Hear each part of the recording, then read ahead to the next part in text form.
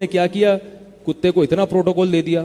ایک عالم کہہ رہے تھے کہ انگریز نے مجھ سے کہا تم لوگ اس کتے سے نفرت کیوں کرتے ہو کہ یہ تو اتنا جو ہے وہ کارآمد جانور ہے. تو وہ عالم کہتے ہیں میں نے کہا کہ کارآمد جانور ہے تو ہم اس کے سے فائدہ اٹھاتے ہیں, اس کی جو اللہ نے اس میں صفات رکھی ہیں, شکار وکار کرتے ہیں, اس سے پہرے داری کے کام آتے ہیں, اس سے فائدہ اٹھاتے ہیں, لیکن اتنی عزت نہیں دیتے کہ فیملی ممبر بنا لیں, کیونکہ ہے بہرحال کتا.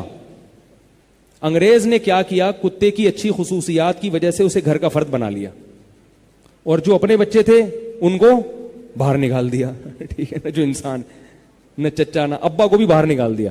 ابا میں بھی تو, ابا میں کتے سے زیادہ اچھی خصوصیات ہیں بھائی, ان کو اولڈ ہاؤس میں داخل کر رہے ہو تم. کیسی حمقانہ بات ہے یا نہیں ہے؟